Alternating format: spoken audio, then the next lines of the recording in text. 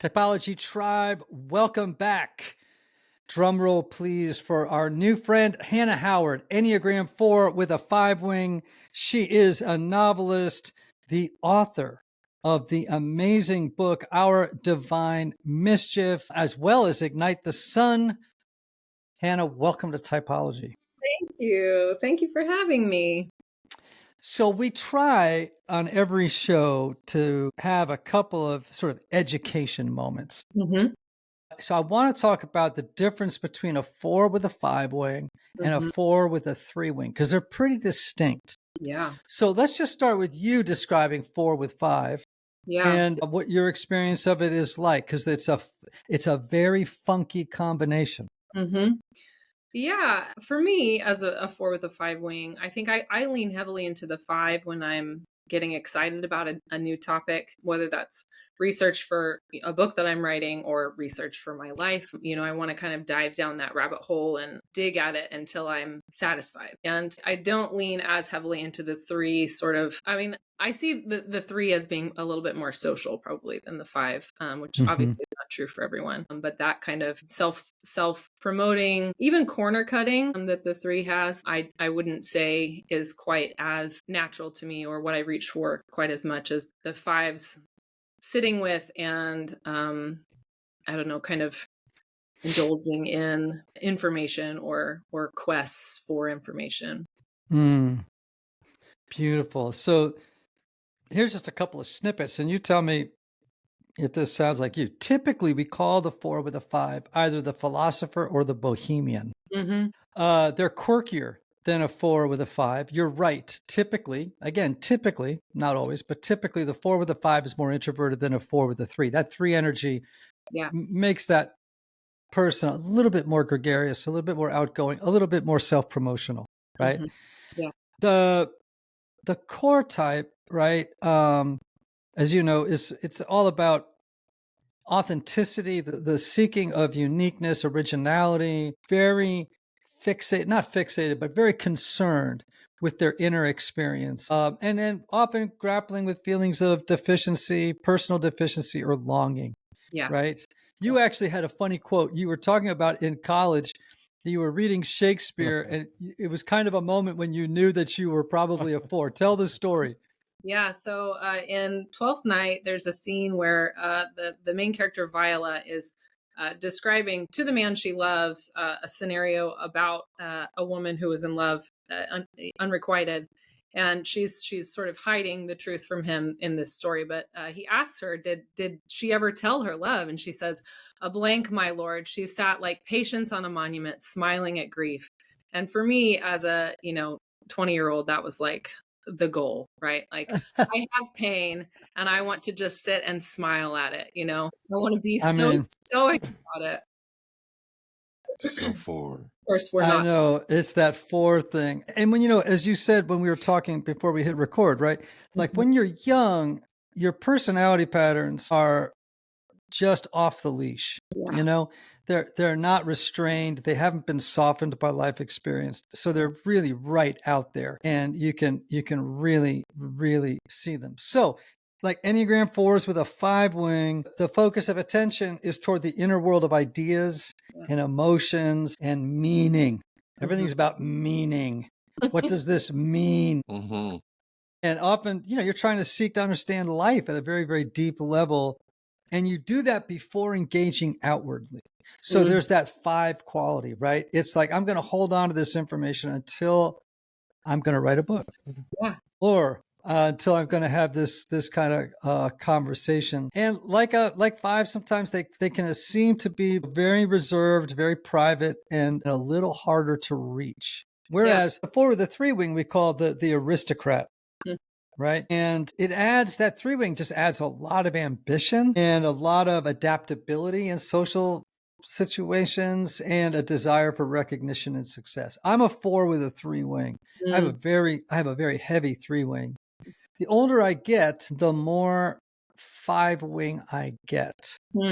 I'm much more private now. I'm much more solitary. And my wife worries that I'm becoming a bit of a hermit sometimes. I don't leave the house enough at times, right? But typically they're more outwardly focused, more socially visible, whereas you could fade into the background in some social situations, right? Absolutely. Yeah. So anyway, that's just the 4 of the 3 is a little bit more dramatic. It's a little bit more performative. And even I'm looking at our energy on screen here, and you can see the difference. It's very settled, very quiet, right? And I'm like looking like I look like you on 12 cups of coffee. That's what I look like. What kind of challenges does that create for you in being an author and you're trying to promote a work? I mean, that's like, Yeah. Oh man. Yeah. So I've got a book that we're trying to sell right now. And I was asking my agent, just her thoughts about where we're at. And she was like, it really wouldn't hurt if you would be on social media a little bit more often. And I was like, oh no, I've been off. I keep taking Instagram hiatuses. And every time I do, I don't want to come back because it feels so good to be just in my space and not public. Hannah, a 2-year hiatus is not a hiatus. A 2-year hiatus is getting off of social media. Yes, that's true. Oh man. When there's something to promote and nobody's heard about it, I can feel really, like, okay, this is my job to get this thing visible. But when everyone that I know has heard about it, I sort of feel like, well, why would I mention it again? They all know it's there. This is why I hire people to do this for me, because I'm absolutely awful at it. And part of that is the 4 need to be special and unique. Mm-hmm. And it's terrible for me to even look at Instagram because my passion of envy is aroused so easily. Yes. Is that true for you? You're nodding your head. Absolutely. And that's one of the reasons that I have to take breaks from it, because it becomes, I'm not even, like, it's not celebrities I'm following. I follow gardeners and I follow, people with beautiful cottage homes. And, that can become a fixation to see what I lack and to see what, I'm not doing well enough or at all, that, the what's missing piece. Instagram is full of what's missing. You just all you have to do is pop on and you can have a good long list in a couple minutes. Yeah. So in the Divine Mischief, just give us a couple of sentence précis of what the story is about.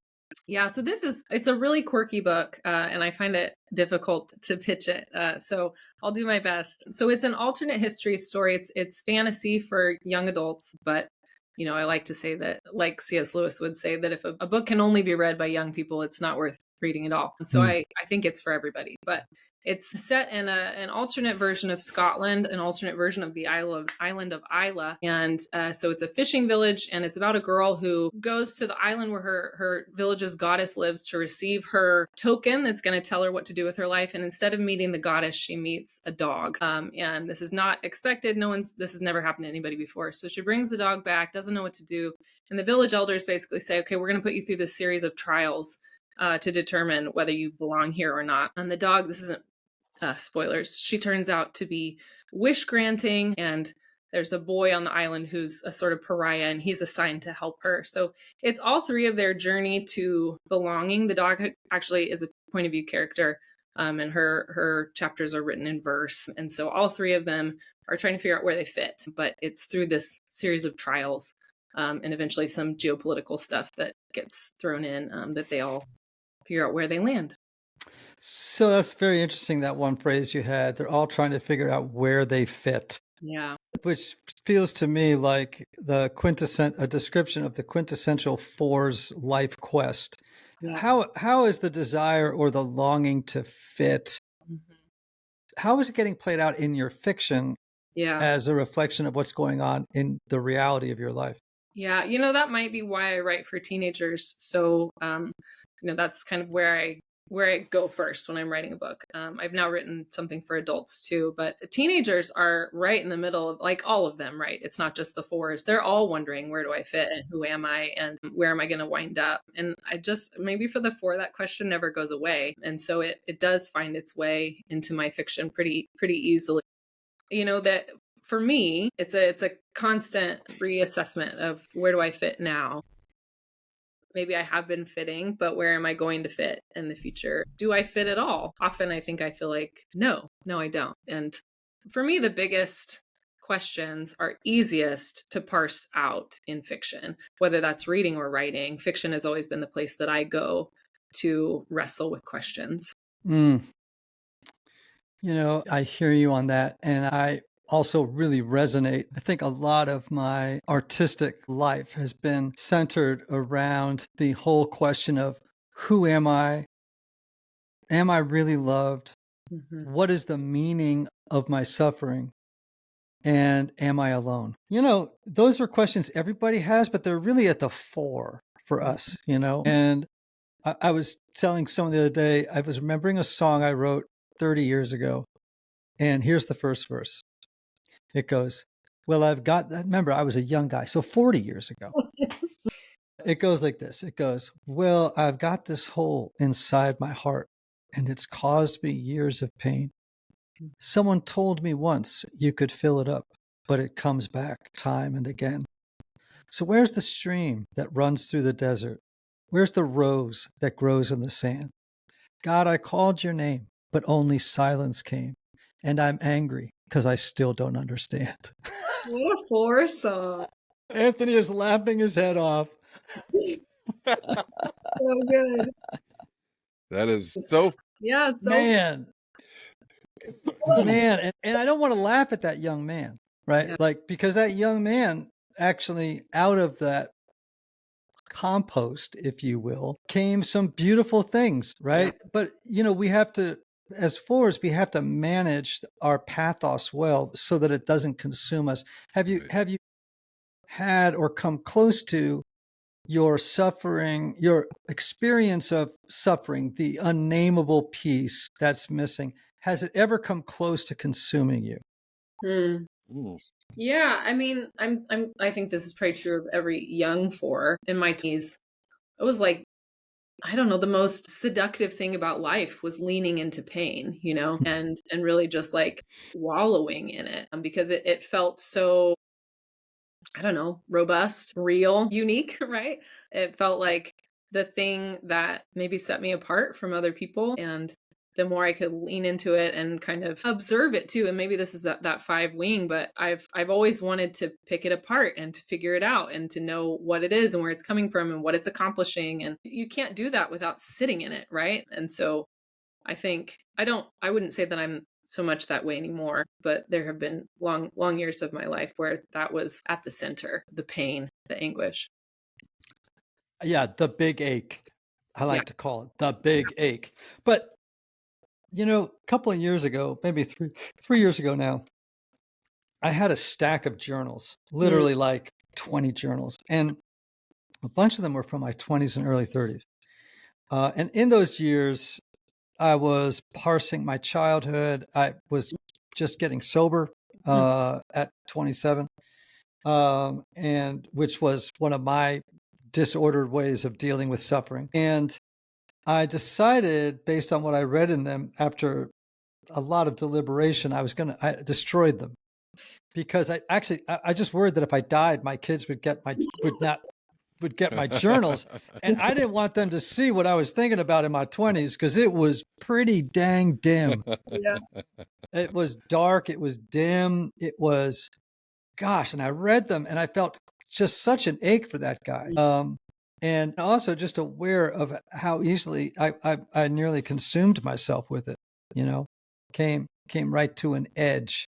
Yeah. That was really, really unhealthy and not in a good place, you know. So how do you manage the fact that you've got 1 foot in the heart triad and you've got 1 foot in the head triad? Mhm.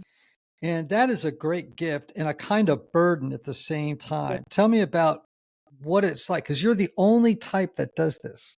5 with 4, 4 with 5. That's why we're so unique. Yes, you're even more unique. But you know how at the bottom of the Enneagram, there's actually a space between 4 and 5, and it's much larger than any other distance between other types. Really? Yeah. And we call it the abyss. And so there's 4s and 5s sort of stand together on the abyss, but you've got a foot on either side of the abyss, which is quite interesting. How summary of my life. how good do you feel right now, Hannah? We validated, honestly. But also, Ian, when you said that, how do you feel being both, 5 and 4, and really like how unusual that is and how almost like conflicting that is? My first thought was, I don't belong. I don't belong either place. Mm. Um, because, and that probably is how I feel about it. I don't feel completely feeling because my brain is always working on what it is that I'm feeling. And I don't feel completely thinking because I can't detach my thoughts from how I feel. And so they're always like looking at each other kind of. But they're always both going, both engines are always firing. So 4 with a 5, 5 with a 4.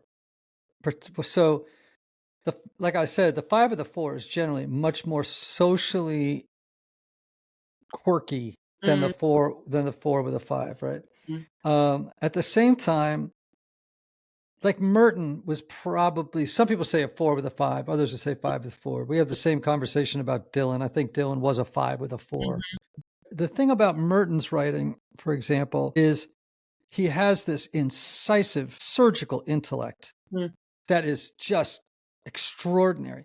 yeah. But underneath it, sort of woven through everything he writes, is this tremendous heart. Yeah. And that's what makes him so compelling. It's Mhm. like he's just not dealing with you rationally, and he's not just dealing with you emotionally. He's Mhm. doing it both at the same time. And that must be a great asset to you as a novelist. Yeah, I mean, I probably have a lot of imposter syndrome about like my capacity to do that. That's my desire for sure. Because, in terms of art that I enjoy the most, I want both. I want it to be deeply thoughtful and deeply emotional. And most of us, when we know what we want from art, feel pretty unequal to the task of doing that ourselves. But that's certainly what I hope to accomplish in what I write, because both of those things they're both first place for me. Exactly. Yeah. They both are first place for you. And that makes things a little tricky, Hmm. right? Because you're also torn between wanting emotional depth and detachment at the same time, Yeah. Yeah. Mhm. right? Or perhaps, and I don't know this, but it could be that you're both seeking a deep emotional connection and then withdrawing Hmm. at the same time. Is that Yeah. that been a dynamic in your relationships? Yeah. I'm trying to think about my marriage. I'm married to a 9, like you, Ian, Mm-hmm. and that's been a great gift to me. Oh, thank God for nines.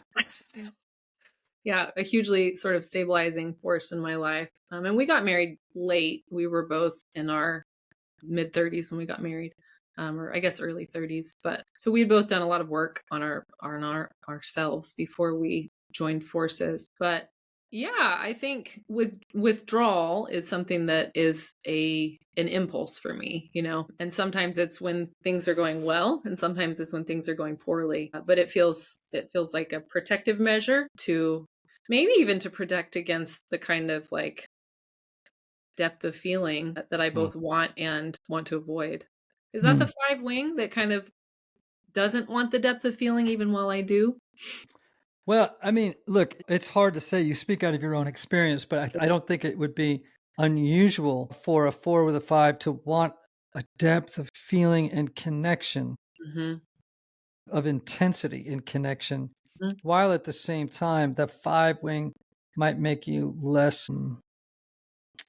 more, perhaps, how do I say this, ambivalent Mhm. about it, at the same time.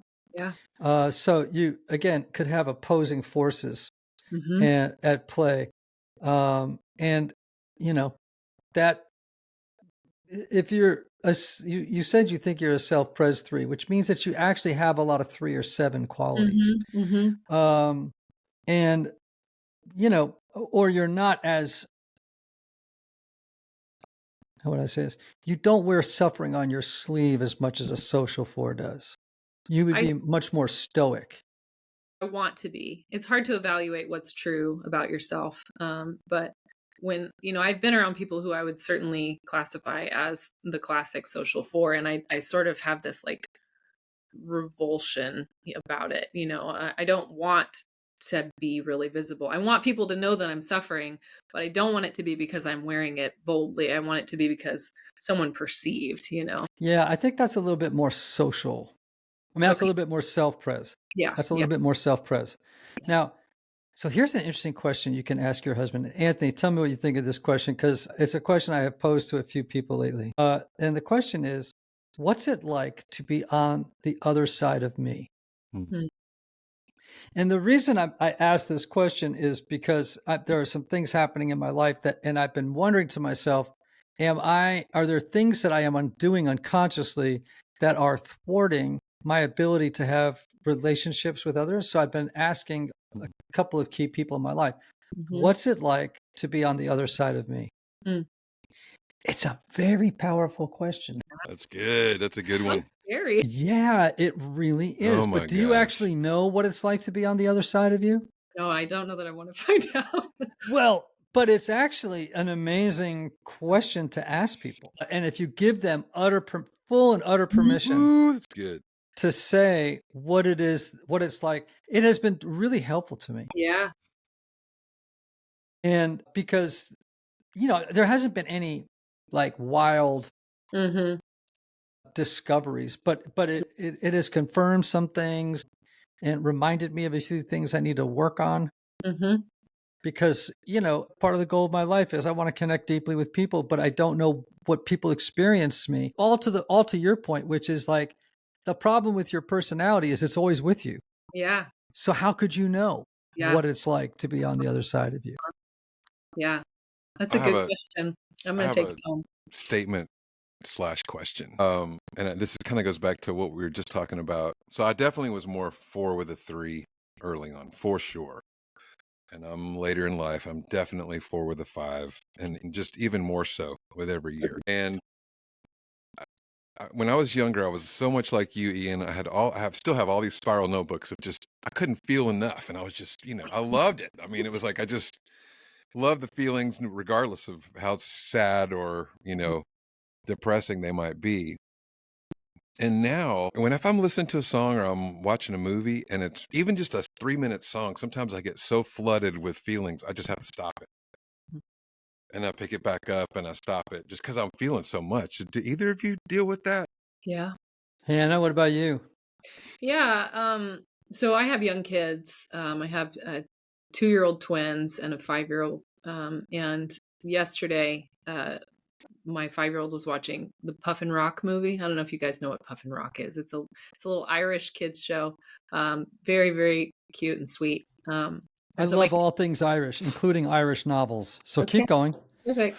So it's a beautiful little show, and they love the show. So there's a movie that came out in Ireland a couple years ago. It's now out. You can rent it on Prime. So he was watching it, and I could feel like emotion come in for me because it was triggering a lot of just like tender feelings about my kids, and I wanted to shut it down because I didn't want to be feeling those things. And I don't know if that's a like getting older and also feeling like you don't have the time and the space right now, like Mhm. if I was alone in my office and I had a journal and 2 hours in front of me, maybe I would have welcomed it, but at least in that moment I didn't want to feel it at all. So I don't know, Anthony, if that's like what you've experienced or not, but Like you just said, even if it's a good feeling or a tender feeling, yeah. it doesn't have to be a bad feeling, but Yeah. it's just the feeling so strong. I got to pause. Hmm. What Hannah, about you, Ian? have you read Susan Cain's book Bittersweet? I have not. Oh, you should read that. That's a Okay. book you need to read. I don't have Susan's a 4, and and she's a very good writer Yeah. as well. She wrote, what's it called? The book on introversion, Mm. Quiet, the book Quiet. Okay. And but it talks about bittersweet. To your question, Anthony, do you remember about 8 years ago, we were on, or 9 years ago maybe, we were on your back deck. It was a hot summer's day.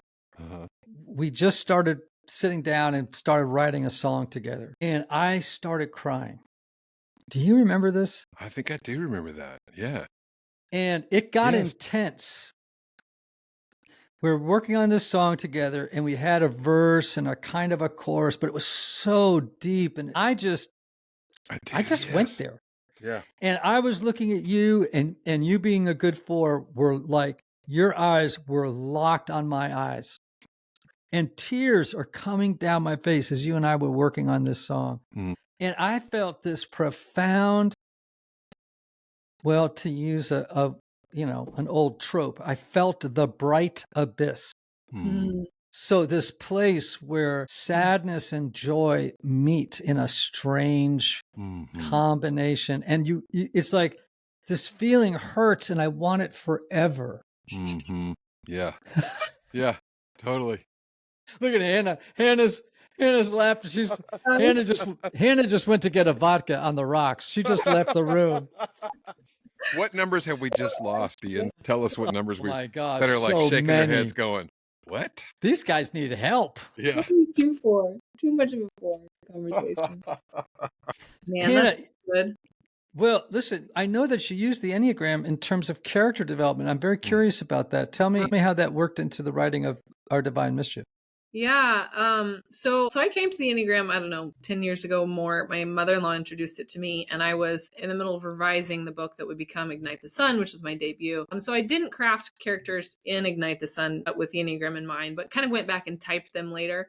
And then the next time I was drafting a book, which was Our Divine Mischief, I was sort of thinking, what would it be like to consider this at the outset? Because every novelist does think about their character's development, and the Enneagram is about character development, right? It's about personal growth, really, or regression, I guess, whichever way you're personally going. But if you're using it as a tool, your object is to grow and to become a more well-rounded, healthy person.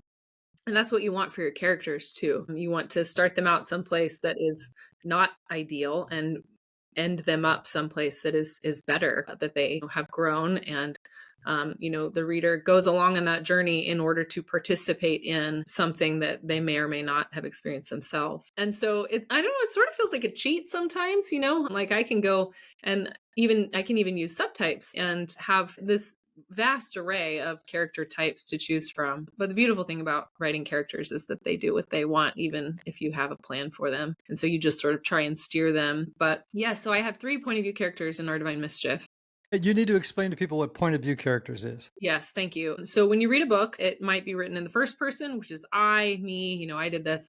It might be written in the third person limited, which is he or she, but you only get sort of thoughts and ideas from that one character's head. Or it could be third person omniscient, where you're getting thoughts and emotions from lots of different characters. So if it's a limited point of view, that's either first person or third person.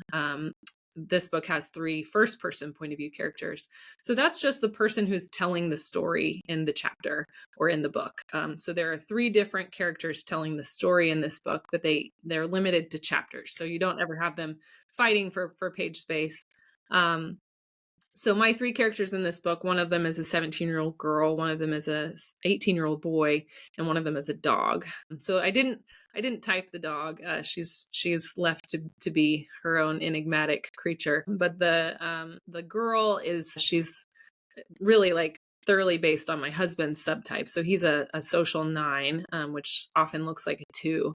And she's really, her motivation is all about, wanting to belong, but feeling like she has to do that through contribution, that in order to really be a part of a community, she has to offer something, whether that's internal or external. And then the boy character is a classic 1. And I have to say, you write never really expecting people to know what you're up to. And I have had a lot of 1s, actually, whether they're aware that this character is a 1 or not, has varied.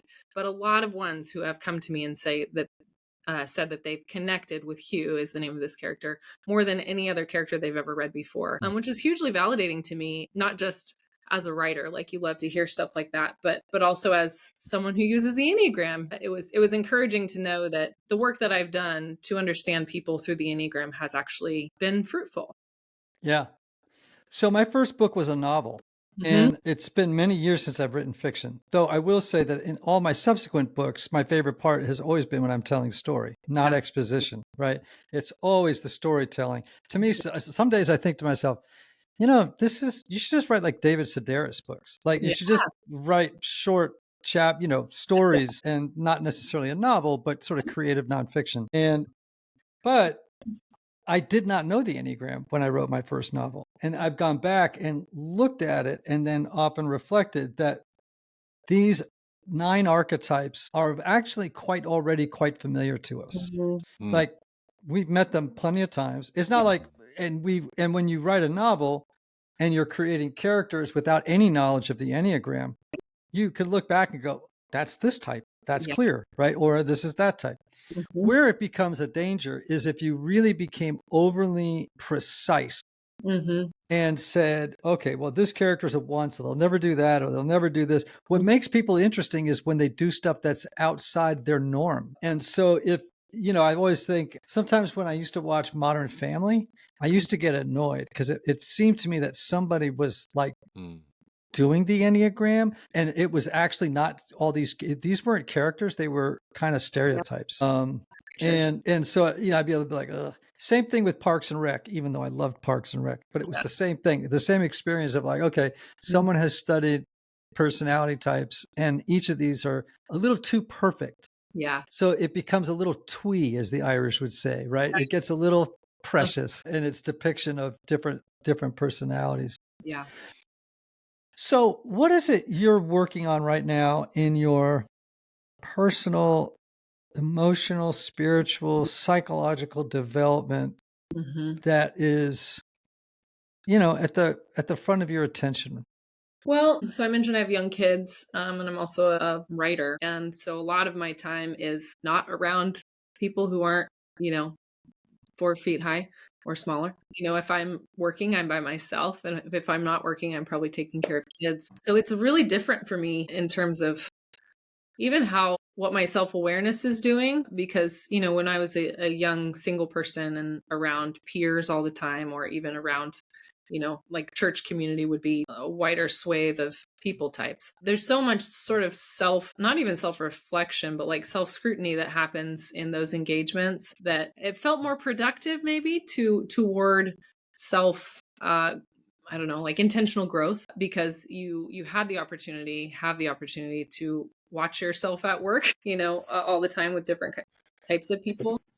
And right now it's not exclusively my kids and my husband and myself, but that's the bulk of it. And you see a lot of like stuff you don't like when you're parenting young kids and kind of at your wit's end. And so maybe a lot of what I'm seeing right now is, gosh, I didn't realize that I was still so rough in these like areas of self-control, or even, I don't know, patience or satisfaction or joy, and I think some of those edges have been rubbed really raw as a result of this phase of life.